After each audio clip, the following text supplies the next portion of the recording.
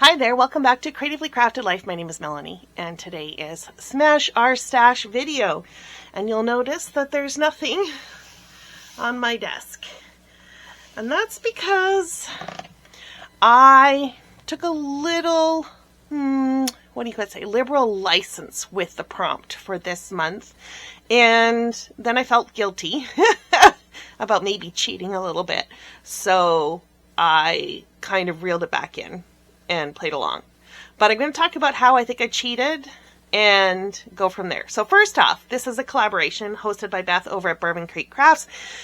It's a collaboration where you check on the description below, you'll see a playlist. Be sure to check it out after you watch this video to see what everybody else came up with. Every month we are challenged to use items from our stash. And in this month, the challenge was on fibers, ribbon, fabric, twine, anything that kind of fits in that kind of category. Now, I am primarily a paper crafter, and I think that's what this challenge was intentionally for, but I do like to dabble in other crafts, and I do like to sew a little bit. So, for this month, I pulled out of my craft room. It was stored in my craft room. Some fabric that I had purchased to make some quilts. And that's what I did this month. I made 2 rag quilts for my nephews. And we're going to insert some video here showing you the finished quilts. So I started them and finished them this month. Oh, well, the month of September, which was crazy. It was crazy, you guys. I don't know what I was thinking. Anyways. Here you go. Okay, so this is what I spent September working on in preparation. Well, not necessarily for this challenge, but I'm claiming it for this challenge of Smash Your Stash.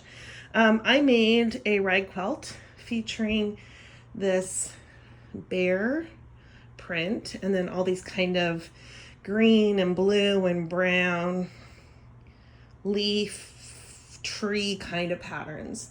I really like how this turned out. I made 2 of these. I basically took I think they're called a layer cake, and split it in 2 of this collection and use that to make 2 quilts. I guess they're like a lap quilt, right? They're for 2 of my nephews, and I needed to get them done because I'm going home for Thanksgiving and I need to bring them with me.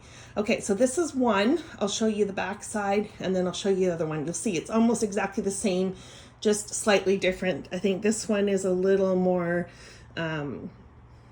greeny blue and the other one's a little more white. Okay, here's the back side. Okay, so this is what the back side looks like. I picked another layer cake package. I thought the colors kind of went pretty well with that original collection. And yeah. Oh, I forgot to mention too, that original one that I split in 2, I only had 1 package of it. So then I combined it with another. So there's basically 3 different layer cake collections I used to make 2 quilts. Okay, let me show you what the other one looks like. Okay, so here is the other one. You'll see it's just slightly more white. The other one was a little more blue-green. And the back's similar to the other one. Okay, so those were my 2 main projects for Smash Your Stash.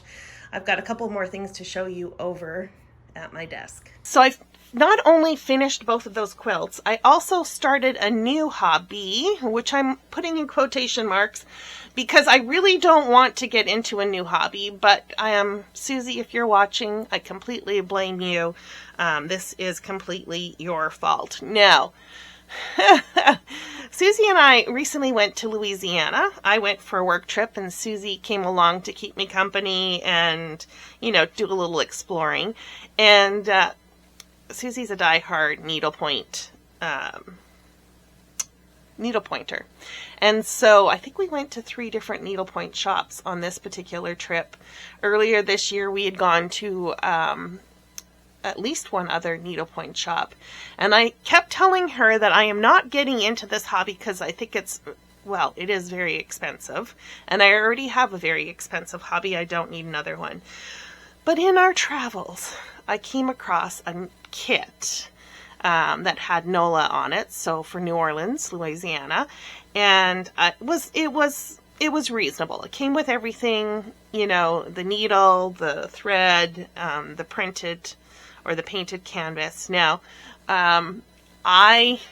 remember, keep in mind, I am not getting into this. At least this is what I'm telling myself. So I didn't buy a frame to do this. So this is a little bit stretched out because of my manhandling.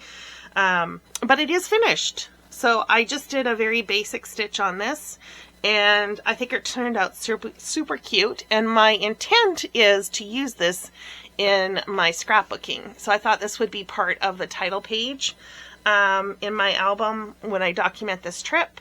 You know, I'm thinking maybe I'll mat it with some cardstock and then make it as a front cover page. So I also stitched this in September, besides doing the quilt. So, you know, I was busy. Now, I recently talked about, in one of my videos, I think, did I? I don't know if I did or not, that I've been in a creative funk, and this is one of the ways that I like to get myself out of a creative funk, is to do something different. So it's not surprising that I pulled out the quilting and the needle pointing. Okay, but then I was feeling a little bit guilty that perhaps I was not really truly fulfilling the intent of this challenge, which, you guys, really, there's no rules, right? So what I did was I pulled out some ribbon and I made a bunch of pre-tied bows. A video, I don't know how, it's probably been a couple years ago.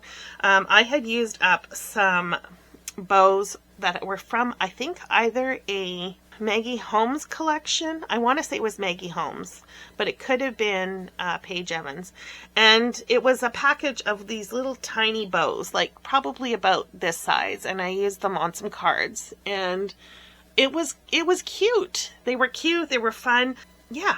And so I thought, I got to make some for myself. I've got tons of ribbon, so why not make up a bunch so that they're ready to go. And this is really something that I have learned about myself over the years, and something that I'm trying to put more into practice, is that when I go to create, I don't necessarily love a project or something that is multi-stepped.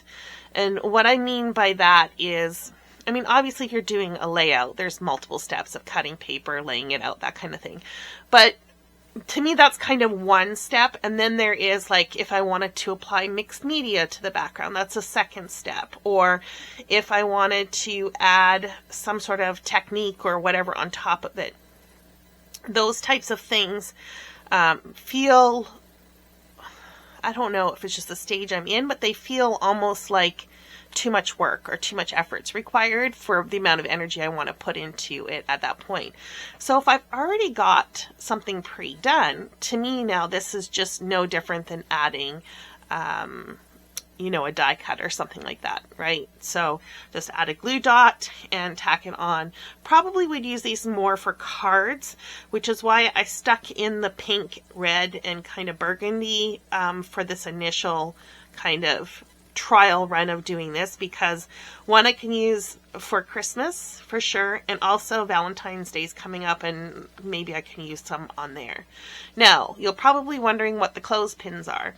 So I keep my ribbon in these old Stampin' Up! Clamshell cases by color, and I have all my ribbon unspooled off of the round spools that they came on, and I basically wind them on, and then this just fits in a drawer very nice and compact, as opposed to having rolls of it. I don't know, it just feels like it feels more space saving, and I love having these clamshells, and then like I said, they're just in a drawer in my closet, and I've got them sorted. So this is like dark pink as an example.